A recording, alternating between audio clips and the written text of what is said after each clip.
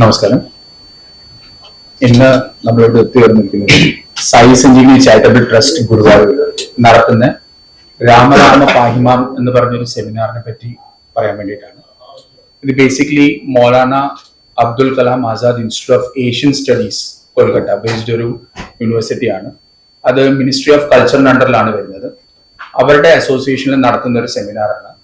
ഇത് എങ്ങനെയാണ് ശ്രീരാമൻ കേരളമായിട്ട് കണക്റ്റഡ് ആയിട്ടുള്ളത് ജോഗ്രഫിക്കലി അതിനെ പറ്റി നടത്തുന്ന ഒരു സെമിനാറാണ്. അന്നേരം ഈ സെമിനാറിൽ സാധാരണക്കാരെ കൂടി ഉൾപ്പെടുത്താൻ വേണ്ടിയിട്ട് ഈ രാമായണം ഉൾക്കൊള്ളുന്ന കുറെ കാര്യങ്ങൾ ഇതിനകത്ത് കൊണ്ടിട്ടുണ്ട്. ഇൻ ദി സെൻസ് എല്ലാ ആൾക്കാരെയും, എല്ലാ വയസ്സായ ആൾക്കാരെയും കുട്ടികളെ എല്ലാവരെയും കൂടി ഇൻവോൾവ് ചെയ്യാൻ വേണ്ടിയിട്ട് കുറെ രീതിയിലുള്ള പരിപാടികൾ നമ്മൾ അവതരിപ്പിക്കുന്നുണ്ട്. എന്ന് പറഞ്ഞാൽ നമ്മുടെ ഡ്രോയിങ് കോമ്പറ്റീഷൻ തൊട്ടാണ് തുടങ്ങുന്നത്. ചെറിയ കുട്ടികളുടെ ഡ്രോയിങ് കോമ്പറ്റീഷൻ ഉണ്ട്, പിന്നെ മോഹിനിയാട്ടത്തിന്റെ വർക്ക്ഷോപ്സ് ഉണ്ട്, പിന്നെ അത് കഴിഞ്ഞിട്ട് നമ്മൾ ക്യൂസ് പ്രോഗ്രാംസ് വെച്ചിട്ടുണ്ട്, പിന്നെ ഡിബേറ്റ്സ് വെച്ചിട്ടുണ്ട് രാമായണത്തിൽ. ഇങ്ങനെ എല്ലാം കഴിഞ്ഞിട്ട് പിന്നെ നമ്മൾ പ്രബന്ധം രണ്ടാമത്തെ ദിവസം വരുമ്പോഴേക്ക് 1008 അമ്മമാർ രാമായണ ജപം ചെയ്യുന്നുണ്ട്, പിന്നെ നാരായണീയ പാരായണവും ചെയ്യുന്നുണ്ട്. 1008 അമ്മമാർ ഒരുമിച്ച് ഒരേ സമയത്തായിരിക്കും ഇത് ചെയ്യുക. പിന്നെ കോദണ്ഡ പൂജ എന്ന് പറഞ്ഞത്, രാമന്റെ കോദണ്ഡ പൂജ എന്ന് പറഞ്ഞൊരു പൂജ നമ്മൾ ചെയ്യുന്നുണ്ട്. അതും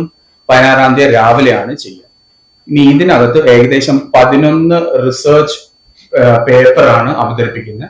ഡിഫറെന്റ് ആൾക്കാർ, നോർത്ത് ഇന്ത്യയിൽ നിന്ന് വരെ ആൾക്കാർ വന്നിട്ടാണ് ഇതിനകത്ത് പേപ്പർ അവതരിപ്പിക്കുന്നത്. ഇതിന്റെ ലാസ്റ്റ് ഡേ ആകുമ്പോഴേക്ക് നമ്മൾ രാമർ കൂത്ത് എന്ന് പറഞ്ഞ് പണ്ടേ ഏകദേശം ഒരു 30 to 40 years ബിഫോർ എല്ലാം ഇല്ലാതായി കഴിഞ്ഞ ഒരു ട്രൈബൽ ഫോക്ക് ഡാൻസ് ആണ്. അതിനെയാണ് നമ്മൾ റിവൈവ് ചെയ്തെടുക്കുന്നത്. അതിനെപ്പറ്റി കൂടുതൽ സംസാരിക്കാനായിട്ട് ഞാൻ വിജീഷ് മുനി. എല്ലാവർക്കും നമസ്കാരം.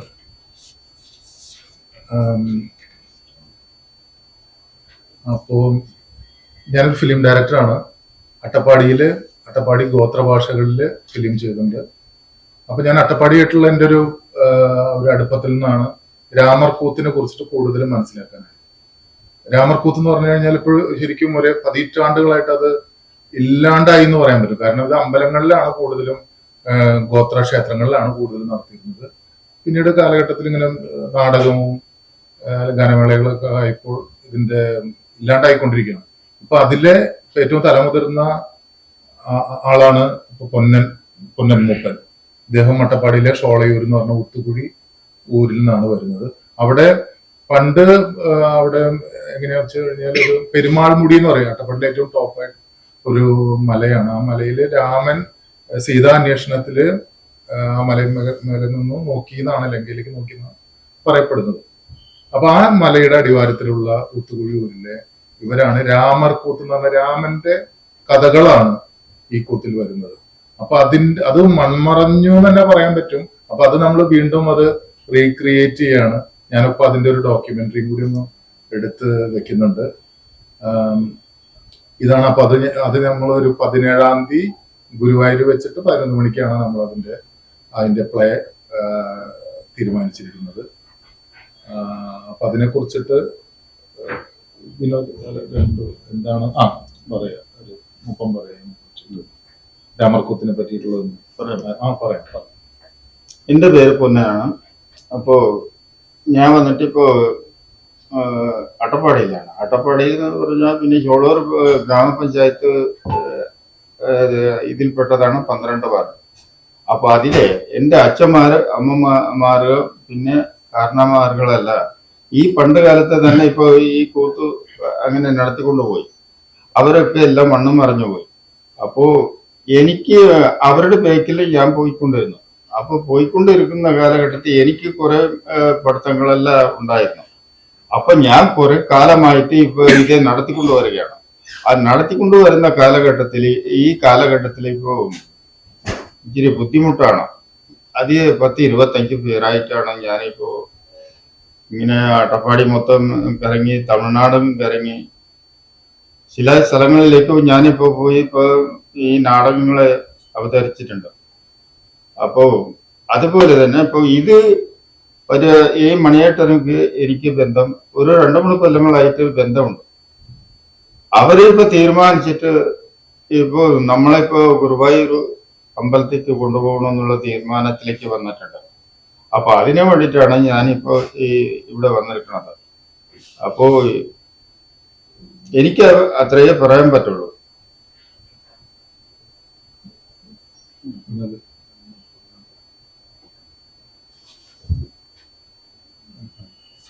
എല്ലാവർക്കും നമസ്കാരം. എൻ്റെ പേര് വിനോദ് ഊത്തുക്കുഴി എന്നാണ്. ഊത്തുക്കുഴി എന്നാണ് എൻ്റെ വീട്. അട്ടപ്പാടിയാണ്. അപ്പോൾ ഞാൻ നാടകം, സിനിമ, പിന്നെ കൂത്ത് എന്നീ മേഖലകളിലൊക്കെ പ്രവർത്തിക്കുന്നൊരു പ്രവർത്തകരാണ്. പിന്നൊരു അട്ടപ്പാടിയിൽ തന്നെ ഒരു ട്രൈബൽ കുട്ടികൾ മാത്രം പഠിക്കുന്നൊരു ഇൻ്റർനാഷണൽ ട്രൈബൽ സ്കൂളുണ്ട്, APJ അബ്ദുൽ കലാമിൻ്റെ. അതിലൊരു സ്കൂളിലൊരു സ്റ്റാഫാണ്. ഞാൻ ഇന്ന് ഒരു ആലപ്പുഴയോളം വലിപ്പമുള്ളൊരു പ്രദേശമാണ് അട്ടപ്പാടി. അവിടെ ഇരുള, മുടുക, കുറുമ്പ എങ്ങനെ 3 വിഭാഗത്തിലുള്ള ആൾക്കാർ താമസിക്കുന്നൊരു പ്രദേശമാണ്. അവിടെ പണ്ട് മുതലേ തന്നെ നമ്മൾ ഒരു സംസ്കാരത്തോടു കൂടിയിട്ടുള്ള ഒരു ആചാരാനുഷ്ഠാനങ്ങളോടുള്ള ഒരു കല എന്ന് പറയുന്നത് ഈ കൂത്തായിരുന്നു. കൂത്തോടൊപ്പം കുമ്മി എന്ന് പറയുന്ന ഒരു കലയും കൂടിയുണ്ട്. അതായത് ഇപ്പോഴത്തെ എന്ന് പറയുകയാണെങ്കിൽ നമ്മൾ സ്കൂൾ തലത്തിലൊക്കെ നമുക്ക് കാണാൻ പറ്റും ഇരുള നൃത്തം എന്നൊക്കെ പറയുന്ന അത് ആ 3 വിഭാഗത്തിൽ ഇരുളർ മാത്രം കളിക്കുന്ന ഒരു നൃത്തമാണ്. അപ്പോൾ അട്ടപ്പാടിയിൽ തന്നെ ഇന്ന് അവിടെ പലതരത്തിലുള്ള കൂത്തുകളുണ്ട്.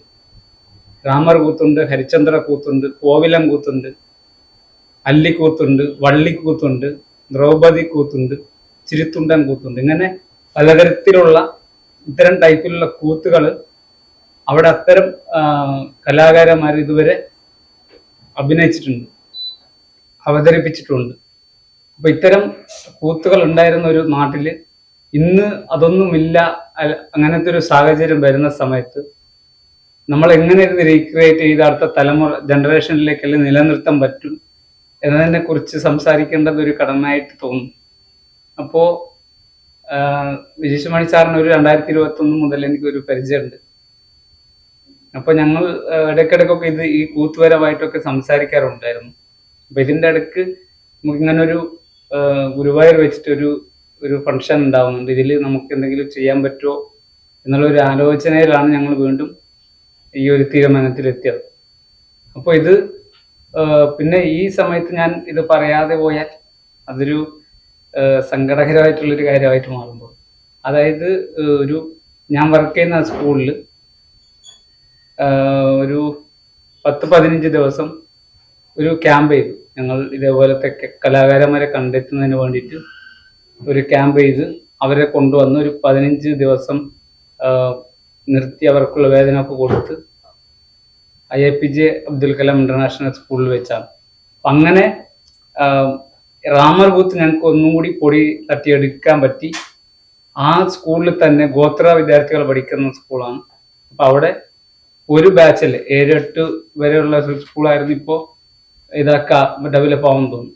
അപ്പൊ അവിടെ ഒരു ബാച്ചിലെ കുട്ടികൾ ഫുള്ളും പാട്ട് പാടി അവരവതരിപ്പിച്ച് ആ ഡയലോഗൊക്കെ പറഞ്ഞ് കൃത്യമായിട്ട് പൂർണ്ണമായിട്ട് ചെയ്യാൻ പ്രാപ്തരാക്കി ആ 8ാം ക്ലാസ്സിൽ പഠിക്കുന്ന ഒരു തലത്തിലേക്ക് എത്തിക്കാൻ അദ്ദേഹത്തിനെ കൊണ്ട് സാധിച്ചു എന്നുള്ളത് എൻ്റെ ഒരു സന്തോഷമായിട്ടുള്ള കാര്യമാണ്, ഞാൻ പറയാൻ പറ്റും.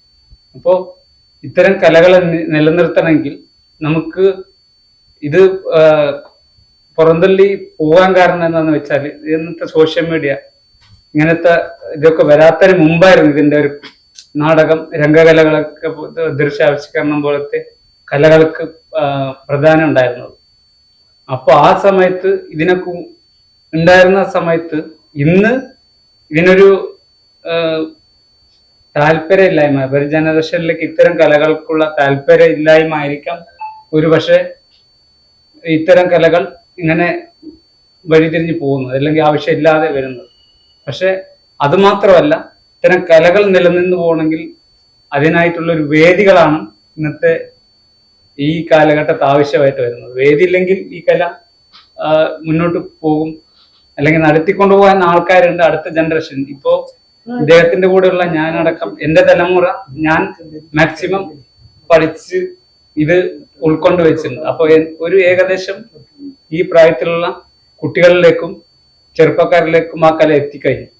അപ്പൊ അത് തുടർന്ന് ഇങ്ങനെ നമ്മൾ മുന്നോട്ട് പോകണമെങ്കിൽ ഒരു വേദിയാണ് ഇതിനുള്ള ആവശ്യം. അങ്ങനെ അട്ടപ്പാടിയിലുള്ള ഒത്തിരി കൂത്തുകളുണ്ട്.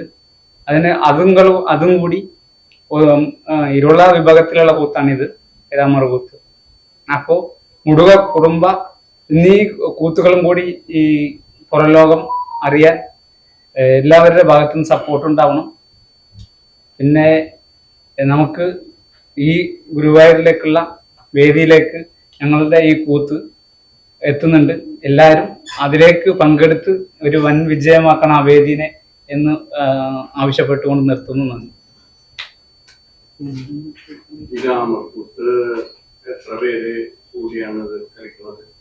അതൊരു 20 പേര് ഉണ്ടാവും. വാദ്യങ്ങളുണ്ട്. വാദ്യങ്ങള് പറ, ജാലറ എന്ന് പറയും, അതും പിന്നെ ഹാർമോണിയം ഉണ്ട്.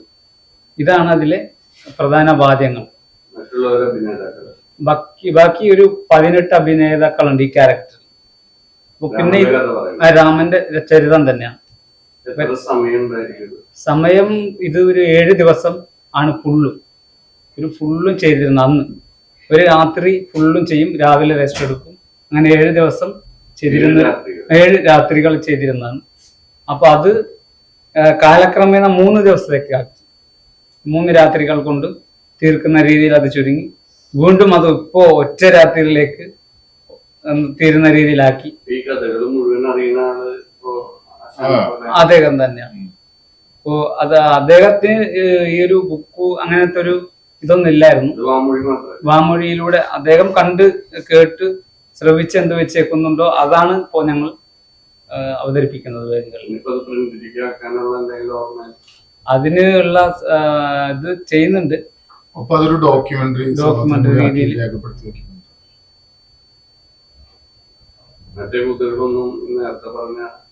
ചെയ്തിട്ടുണ്ട്. നമ്മള് ഉണ്ട് ഒരു കുറവാണ്. പിന്നെ ഇത് ലിപിയില്ലാത്ത ഒരു ഇതായതുകൊണ്ട് എവിടെയും രേഖപ്പെടുത്താൻ ഒരു മാർഗമില്ലാത്തതാണ് ഇതിന്റെ ഏറ്റവും വലിയൊരു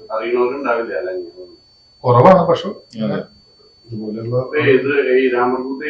സന്ദർഭത്തിലാണ് കളിക്കുന്നത്, ഏത് വേദിയാണ് ശരിക്കും നിങ്ങളുടെ ഒരു ഞങ്ങള് എന്ന് പറഞ്ഞാൽ ഇത് കളിക്കുന്നത് ഉത്സവ സമയത്തുണ്ട്. പിന്നെ നമ്മൾ ഈ മരണാന്തര ചലങ്ങളിൽ 16 ഇല്ല, അടിയന്തര അത്തരം സാഹചര്യങ്ങളിൽ ചെയ്യും, ക്ഷേത്രങ്ങളിൽ ചെയ്യും, ഉത്സവങ്ങളിൽ ചെയ്യും. അങ്ങനെ ഒരു ഫംഗ്ഷനിൽ ഇന്നത്തെ വെച്ച് അപേക്ഷിച്ച് നോക്കുമ്പോൾ ഇത് അല്ലായിരുന്നു. അന്നത്തെ ഒരു സാഹചര്യത്തിൽ ഇങ്ങനെ ആയിരുന്നു. ഈ സാഹചര്യത്തിലാണ് ചെയ്തുകൊണ്ടിരുന്നത്.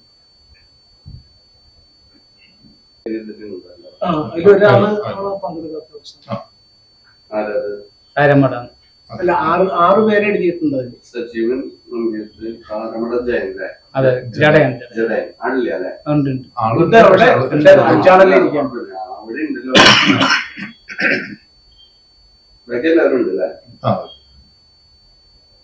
പ്രബന്ധം അവതരിപ്പിച്ചു കഴിഞ്ഞാല് അതിലെന്തെങ്കിലും ഡൗട്ട്സ് ഉണ്ടെങ്കിൽ അന്നേരം തന്നെ ക്ലാരിഫൈ ചെയ്യാം.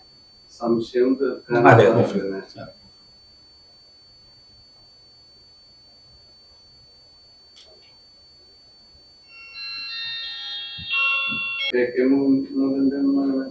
വിഷയം ആർക്കിയോളജിക്കൽ തന്നെയായിരിക്കും. ആണ്. അത് എക്സ്കവേഷൻ, അവിടുത്തെ അയോധ്യയിലെ എക്സ്കവേഷനെ പറ്റിയുള്ള എൻറ്റയർ പ്രൊജക്റ്റ് ആണ്.